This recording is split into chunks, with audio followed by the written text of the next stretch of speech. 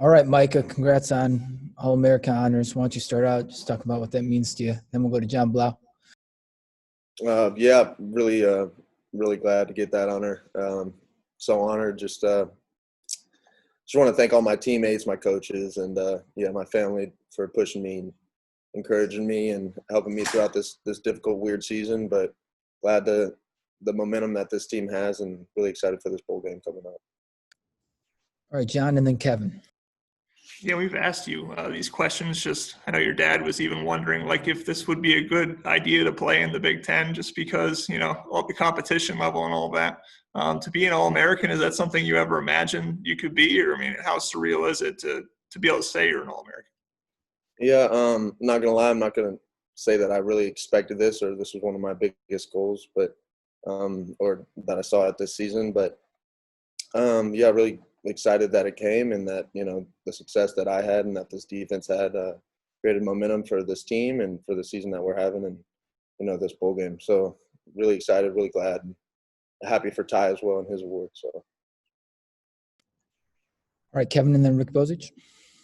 Yeah, Micah, going back to Tampa, did you go to Raymond James Stadium as a kid for Bucks games or anything like that, or even play on that field in any kind of high school game? And how much family are you going to be able to have at the game on Saturday? Yeah, I've been to the stadium a few times, a few Bucks games I've been to.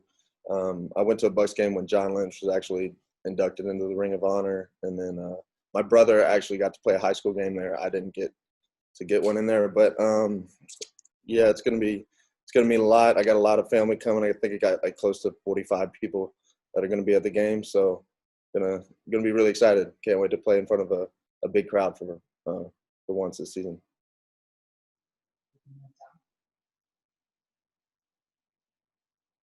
Oops, sorry, Rick, and then Tom. Yeah, Micah, everybody knows the long list of things that you guys achieved this year that IU hadn't achieved in the past. And the next thing on the list is obviously winning a bowl game, which hasn't happened for a long time. Do you guys talk about that? How important is it to you to finish the season out with a bowl victory?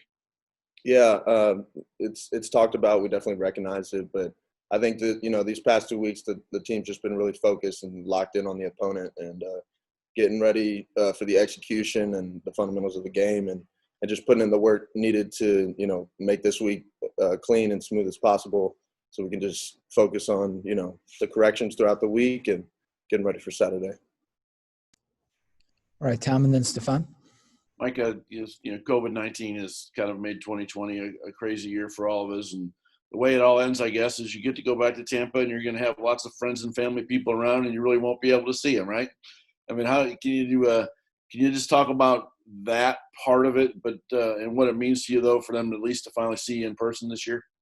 Yeah, it means a lot, just to be able to play in front of a lot of people, and just the fact that it's not just family members that can come to the game, a lot of friends, and just whoever fans and stuff just want to get to the game. So it'll be really exciting, and I think a lot of guys on the team just from Florida, and a lot of people traveling out for the game and coming into Tampa. So can't wait. It'll be exciting. All right, Stefan, then Griffin. Micah, as one of the leaders, on the team and on the defense, when everything was shut down the past few weeks, and you guys weren't able to be on the field as much and be together, I mean, what were some things that maybe you were trying to do to keep that level of motivation there? And then, how exciting has it been, this week to be able to get back out there? Yeah, definitely. I think the team, did well just getting in as much as they could. Just, the guys that weren't necessarily quarantined or whatnot, just, getting in what they have to, film study or whatever. But it's been weird. And then this transition from getting the guys back into the stadium has been definitely weird as well. But I think the guys have handled it correctly, and everybody's been locked in and focused and doing exactly what they need to do to get back and get in shape for Saturday. So. All right, Griffin, and then Peaks, last one. Hey, Micah, you're one of the leaders on this defense. Another player has a big leadership role, a redshirt senior, Jerome Johnson. What's his leadership and impact been on you and on this defense? Yeah, Jerome's he's kind of a friend to everybody on the defense. Everybody likes Jerome and talks to Jerome. Yeah, great leader on the field and off the field. Just I think his effort kind of speaks for itself, just the way he plays, how hard he is physically up front, and just the tone he sets for our defense. It definitely resonates throughout everybody on the team. So.